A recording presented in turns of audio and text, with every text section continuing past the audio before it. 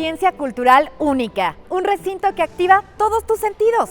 Eso es el Museo Vivo del Muralismo, que reúne más de 3,000 metros cuadrados de murales distribuidos en 3 niveles. Este recinto abrió sus puertas en septiembre de 2024 y hoy es un referente nacional e internacional en el arte de los muros. Soy Elizabeth Cano y les doy la bienvenida a este programa especial que muestra la grandeza del movimiento artístico que surgió tras la Revolución de 1910 y que viste las paredes de la sede histórica de la Secretaría de Educación Pública. Acompáñenme a recorrer el Museo Vivo del Muralismo.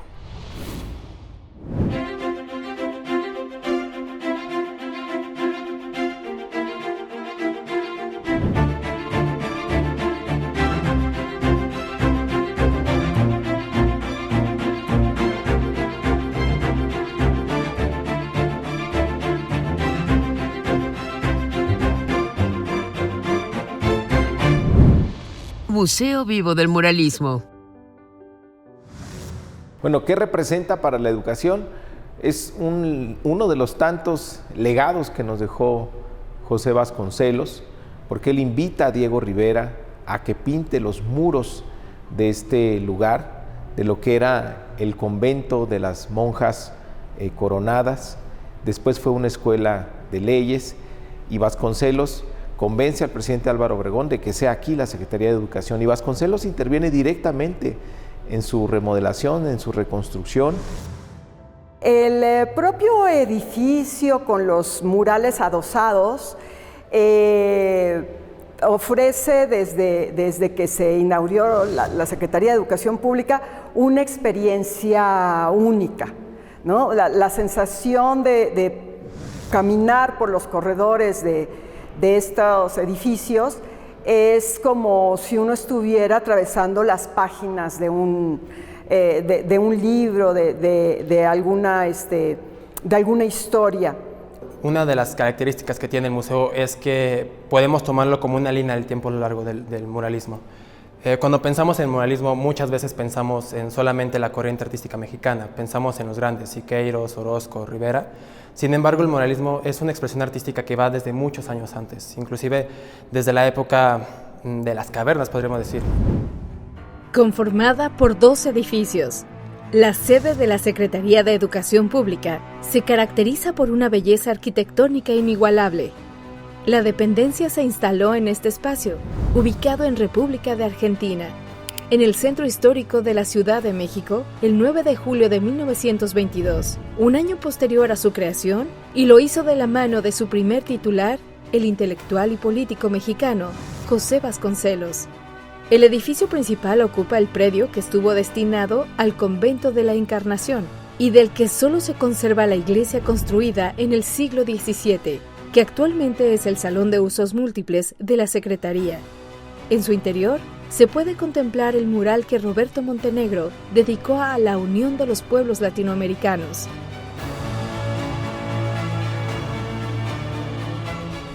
Históricamente, de alguna manera, este edificio se ha vinculado con la educación desde sus orígenes.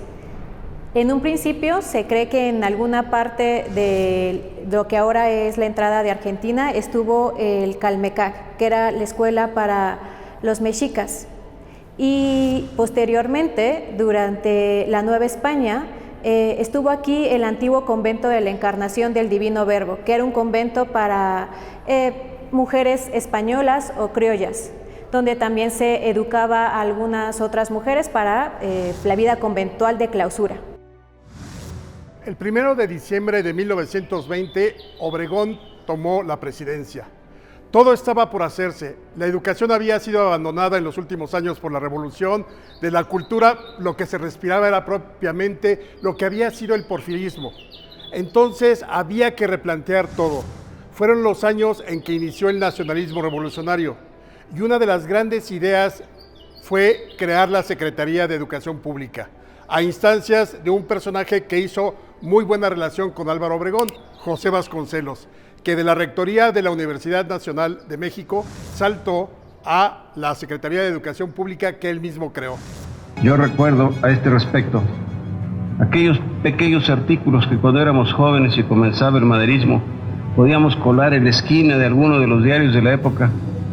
Y yo recuerdo que me costó la primera carrera de la policía el haber dicho que no estaba enterado de que don Porfirio era el inventor de la máquina de vapor, porque le atribuía a los ferrocarriles. Representa mucho para la educación en nuestro país, porque en aquel momento lo que hace Vasconcelos por lograr la alfabetización en nuestro país es extraordinario. Forma misiones culturales para que vayan a alfabetizar. Solamente 1 de cada 5 mexicanos sabía leer y escribir en esa época. También forma bibliotecas en todos lados, hasta bibliotecas ambulantes.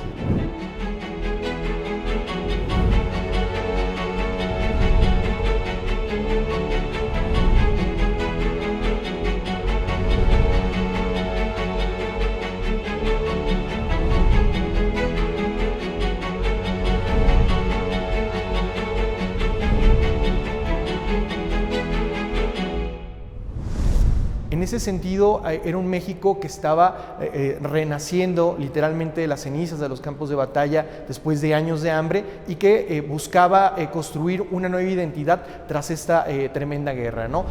Y también esta idea de invitar a Diego Rivera para que pinte los murales es esta estrategia que tenía de difundir la cultura y la educación por cualquier medio.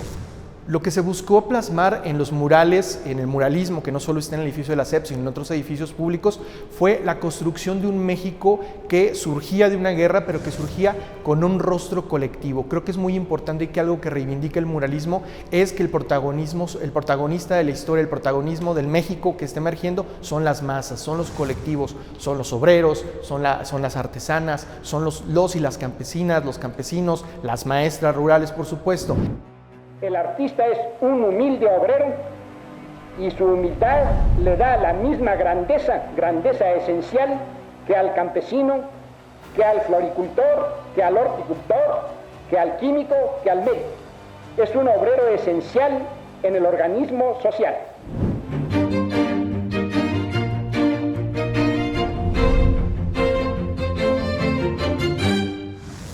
Los obreros y campesinos dentro del imaginario social, dentro del imaginario de la reconstrucción de México, jugaban un papel fundamental. Y lo podemos ver prácticamente en la obra, cuando menos de los 3 grandes, aunque casi todos los muralistas le entraron, Diego Rivera, José Clemente Orozco y David Alfaro Siqueiros.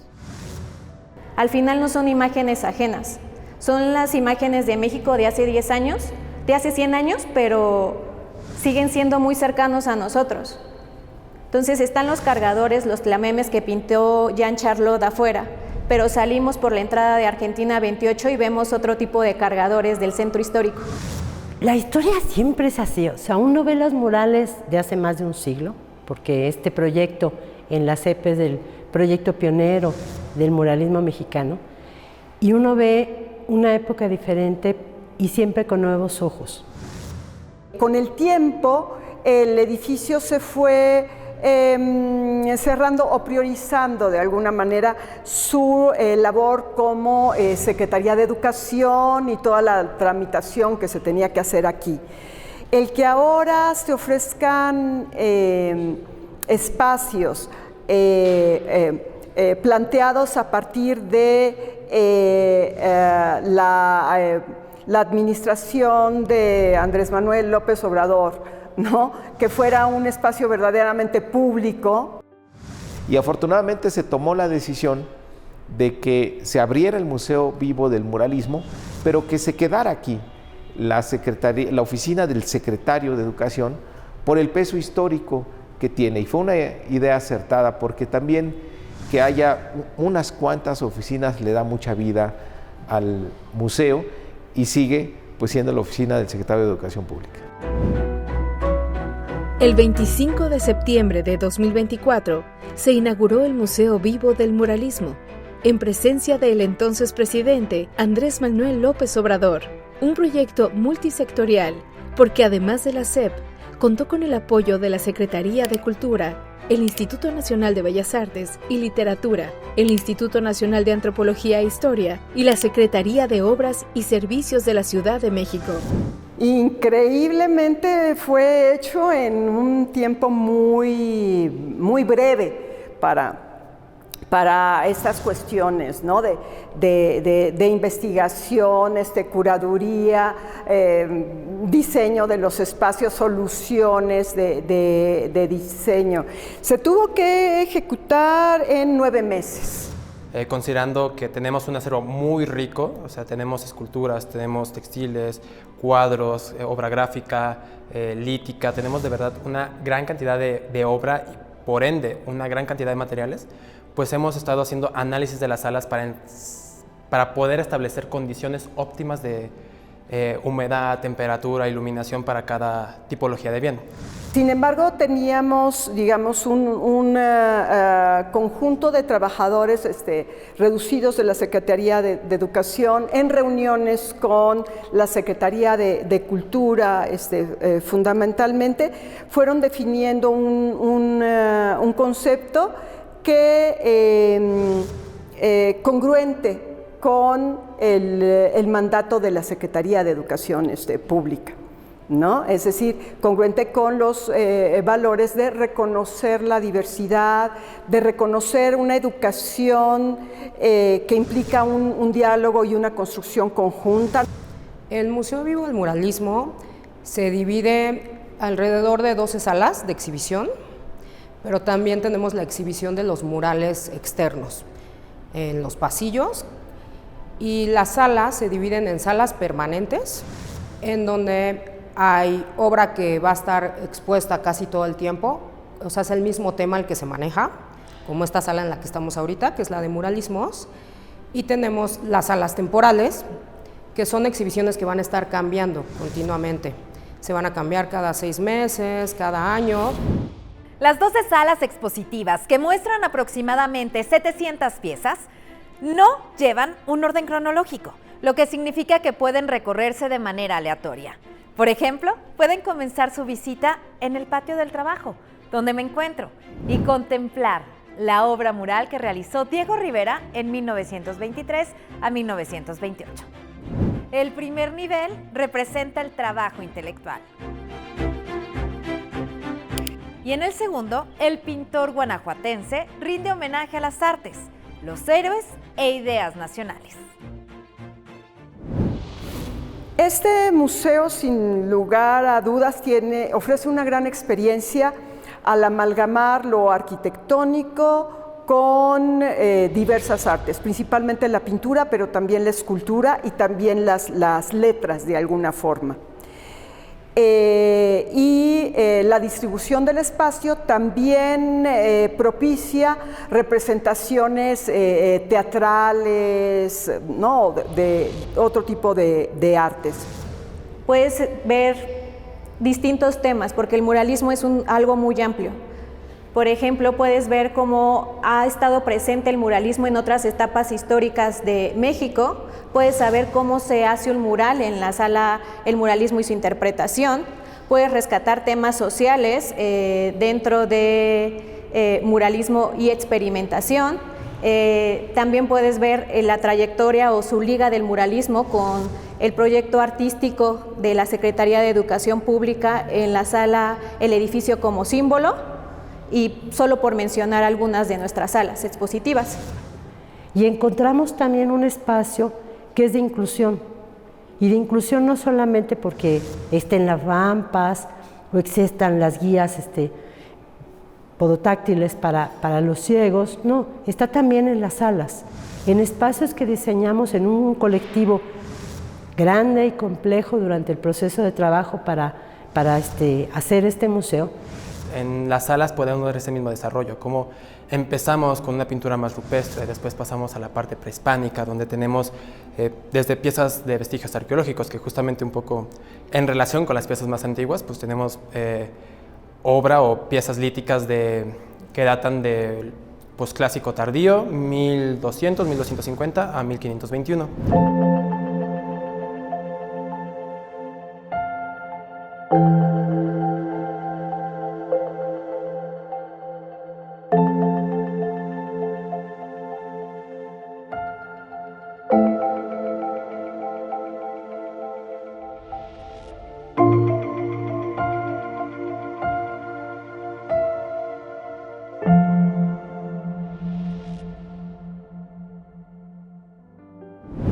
Las piezas provienen de diferentes instituciones. Esto ha sido un trabajo en conjunto con diferentes instituciones como el INA, el INVAL, también vienen en colecciones privadas y también hay donaciones, hay artistas que nos han hecho donaciones, entonces son piezas que vienen de museos de la Ciudad de México, de diferentes tenemos piezas del Museo de Antropología, tenemos piezas del Museo de Arte Moderno, tenemos obra también del Museo de las Culturas, o sea, todos son de diferentes museos. Precisamente el museo trata de interrogar desde los ojos del siglo XXI a esta colección principal. Entonces complementamos con algunas obras que traen a colación precisamente a mujeres que no fueron reconocidas suficientemente en su momento, ¿no? Entonces tenemos salas que hablan de Aurora Reyes, de María Izquierdo. En la curaduría de las fotografías que completan los pasillos se habla del importante papel de Luz Jiménez, por ejemplo, o la relación de Tina Modotti, ¿no?, con todo este grupo para poder divulgarlo. Las mujeres han sido de las creadoras que han tenido que bregar más fuerte, han tenido que trabajar, han tenido que levantar la voz. En el caso de este museo no encontramos un mural de autoría de una mujer. Lo que hemos hecho es, tenemos una sala de exposición temporal en donde para la apertura hicimos una exposición en donde se incluyen a estas mujeres muralistas importantes y de gran relevancia inclusive para la Secretaría de Educación Pública. El edificio sede de la Secretaría de Educación Pública se incorporó a la zona de monumentos históricos de la Ciudad de México en 1980 y en 1987 fue registrado en la lista del Patrimonio Mundial de la UNESCO. De ahí que el Museo Vivo del Muralismo está compuesto por 3 edificios construidos durante el siglo XVI, XVII y XVIII. Para este proyecto, los patios de trabajo y de las fiestas se adaptaron para la promoción de la lectura, conciertos, obras de teatro y actos especiales. El Salón Nishizawa, por ejemplo, destinó a foros de reflexión, seminarios, conferencias, debates y conversatorios. Y en el Auditorio Miguel Hidalgo se realizan proyecciones de cine y presentaciones de música, literatura y artes escénicas. Todas son actividades que acompañan a las piezas más antiguas y recientes del lugar. Es que el arte es muy largo y la vida muy corta. Y desgraciadamente el artista siempre quisiera todo el tiempo del mundo para poder realizar una obra, para poder captar y hacer una obra. Ves obras que nunca habías visto, que quizás conocías desde una teoría o con fotos en internet y ya puedes verlos en físico, puedes ver todos esos detalles desde las firmas de los autores en los murales, las tareas, diferentes técnicas. Creo que es lo que más resalta, poder acercarte un poco más a esa historia mexicana. Hay piezas arqueológicas del convento que estaba aquí y entonces son piezas que tienen un valor ya histórico y patrimonial, que son muy antiguas, o sea, hay varias de cuando se hizo la excavación. Y sobre murales como tal, el mural más antiguo es el de Alegoría al Desarrollo, que fue creado cuando la Secretaría de Comunicaciones y Obras Públicas ocupó el edificio en 1891. Este mural, al ser más antiguo, plasma un poco esta misma idea que se tenía en ese momento de ese avance o ese desarrollo que iba a tener México a raíz de las nuevas tecnologías que estaban llegando. El ferrocarril, el telégrafo, los sistemas de medición, inclusive las embarcaciones. Y la más reciente ahorita es la de Antonio Gritón, que es una pieza que él acabó aquí antes de que se inaugurara el museo, in situ, así en la sala se puso a terminar la obra, entonces esa es la más reciente que tenemos ahorita. A lo largo de todo El museo podemos encontrar murales de técnica de fresco, que es lo principal que podemos encontrar en pasillos, escaleras, inclusive al interior de algunas salas.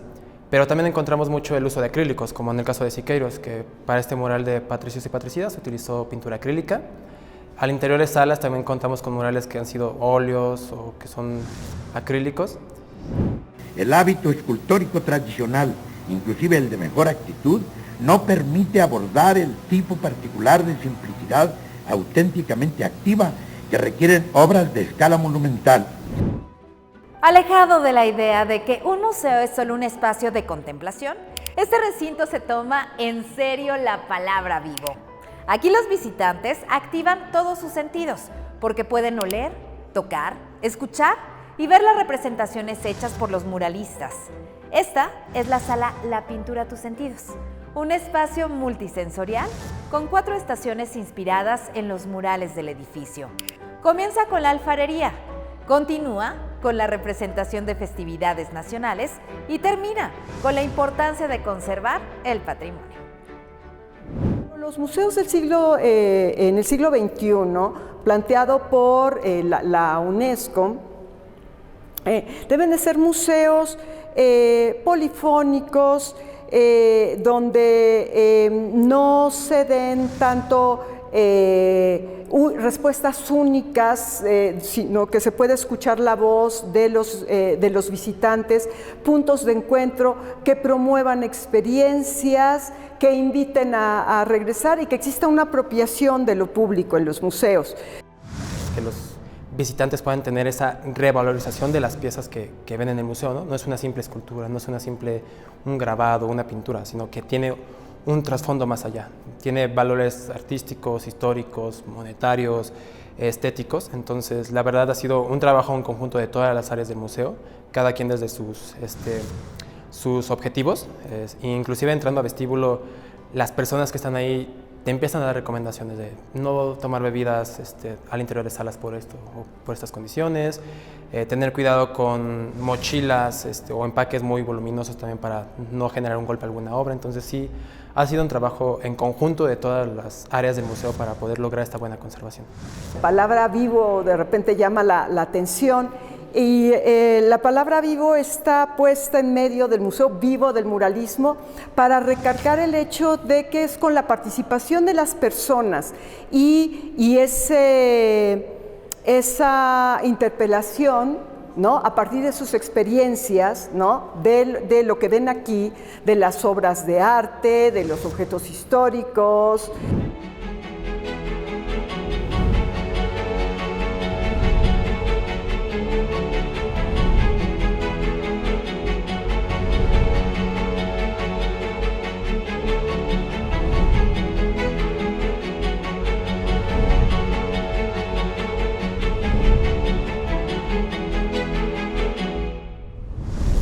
En donde encontramos espacios diseñados para que un ciego, por ejemplo, en esta zona pueda tocar, pueda conocer y sentir lo que es los platos de Peltri sobre los cuales se hacían las mezclas de los tintes. Tenemos también pigmentos, tenemos brochas, tenemos también, queremos mostrar que un mural no es solamente obra del genio de un pintor. Los murales son un trabajo colectivo también. Igual que los museos, igual que la mayor parte del quehacer humano, no es solamente obra de un genio, es obra de equipos. También tenemos materiales que se crearon específicamente para este museo, como ciertos documentales que hacen una relación entre murales que están presentes y que se hicieron hace 100 años, pero que hacen la liga al presente. El de la zafra, cómo era la zafra hace 100 años y cómo sigue siendo actualmente, o el trabajo y la fiesta, o el proyecto de rescatar y restaurar un mural, cómo se hacía antes, pero cómo lo hacen actualmente alumnos de restauración. Lo primero, el museo es uno de día y de noche es otro. La iluminación que tiene es extraordinaria y es una experiencia muy diferente. La verdad es que vale la pena también venir por las noches y sobre todo si es noche de museo, donde hay distintas actividades culturales. La visión curatorial no es estática. La idea es que cada día que regresen los visitantes puedan hacer algo diferente. Algunas piezas se intercambian entre las salas, obras nuevas llegan de forma temporal y lo más sorprendente es que hay espacios que por primera vez se abren al público, como el despacho del político, abogado, escritor, educador y filósofo José Vasconcelos, que resguarda inmobiliario original. Hay ciertos espacios que son especiales y que por primera vez la gente puede entrar. Están los salones históricos. Antes esos espacios eran exclusivos del secretario de Educación, donde hacía sus juntas o era para que tú entraras si hubiera un evento especial, pero no todas las personas podían entrar y están decorados la mayoría por murales de Roberto Montenegro. Sí, somos el único recinto con una escalera de murales. Creo que lo más destacable de esta escalera es que en un solo espacio Diego Rivera nos cuenta una historia. Prácticamente nos cuenta la historia de México. La escalera la tenemos que leer de abajo hacia arriba. Esta sección del inmueble se divide en 3 niveles. En el primer nivel podríamos encontrar, o Diego Rivera quiere plasmar, cómo la vida surge a partir del agua. Entonces en él vamos a encontrar mares, muchas figuras mitológicas y muchas mujeres. Ahí un poco el discurso de Rivera era que se pudiera entender la importancia de las mujeres y del agua para la existencia del humano. Se considera que una obra es un mural si cumple con 3 reglas fundamentales de este arte: que sea pública, didáctica y monumental. Tan solo en los muros del interior de este edificio se ubican 285 murales. Fue en 1922 cuando José Vasconcelos encargó a Roberto Montenegro la decoración de su despacho con murales que respondían a su pensamiento filosófico, que incorporaba la cultura griega y oriental, el yin y el yang, imágenes de la India, así como los signos del zodiaco.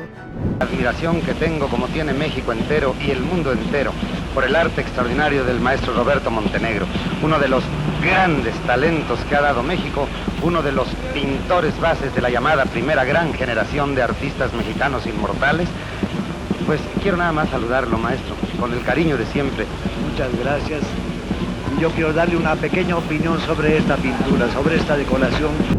Ahora la gente puede entrar y conocer esas obras, pero además también remitirse a cómo eran el despacho del primer secretario de Educación. Seguimos conservando el mobiliario y el escritorio de José Vasconcelos, pero no desde que fue titular de la SEP, sino desde antes, cuando él era rector de la Universidad Nacional. Un día no es suficiente para recorrer todos y cada uno de los espacios del Museo Vivo del Muralismo. Pero si tu tiempo es limitado, sin duda hay piezas que no deben perderse, como el mural que se encuentra a mis espaldas. Se titula Ecuación en acero y fue realizado por Manuel Felgueres. Su peso es de 25 toneladas y la obra se inspira en las matemáticas, porque Felgueres realizó alrededor de 100 ecuaciones para llegar a este resultado, plasmado en mármol y acero. En este mundo de la pintura te metes sin tener la menor idea de a dónde vas.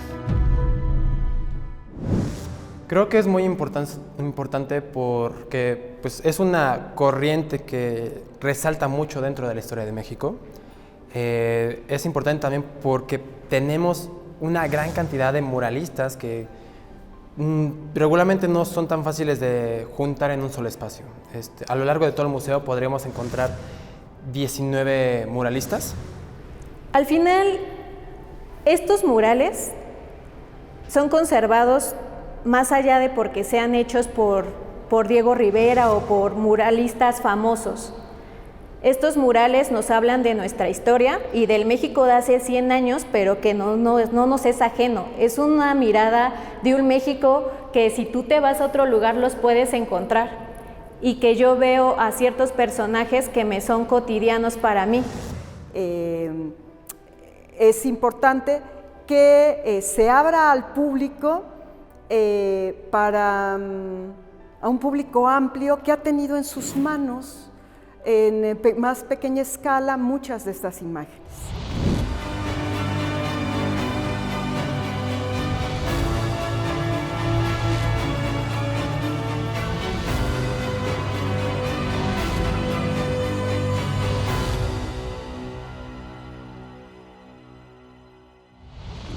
Tenemos que regresar al pasado, tenemos que recuperar la historia de las personas, de los hechos, pero también del arte. Y en este caso, la historia de los murales.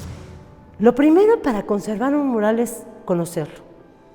Es venir, verlos, descubrir que tenemos un tesoro, que esto es un patrimonio, que es un patrimonio social, que es nuestro, que es de un colectivo, que es de una nación y que por ello debemos cuidarlo. El patrimonio que está en mayor riesgo es el que no se conoce y no se valora. Entonces, la primera cosa que ayuda a la conservación del patrimonio siempre es conocerlo. Bueno, para saber a dónde vamos tenemos que saber de dónde venimos. Y visitar este museo nos hace sentir muy orgullosos de lo que somos, de nuestra identidad nacional, de la riqueza cultural que tiene México y de los extraordinarios pintores que hemos tenido como Diego Rivera.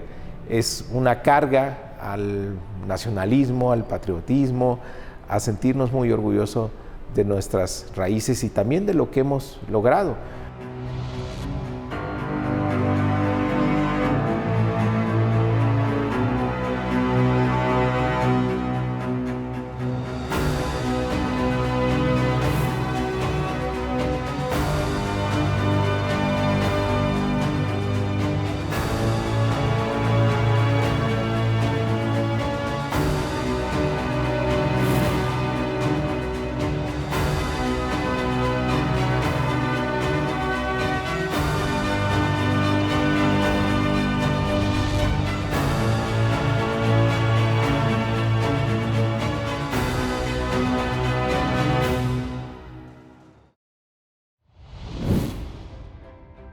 Vengan a conocer, apreciar y maravillarse con las magníficas obras realizadas por el muralismo mexicano a lo largo de un siglo.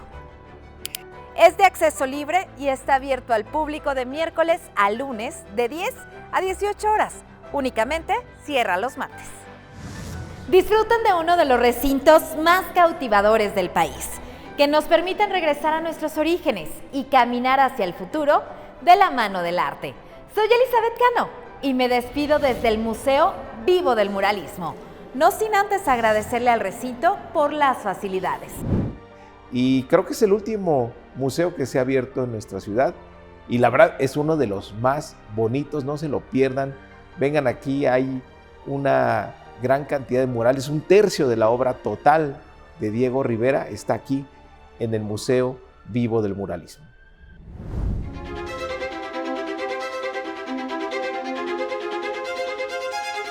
Thank you.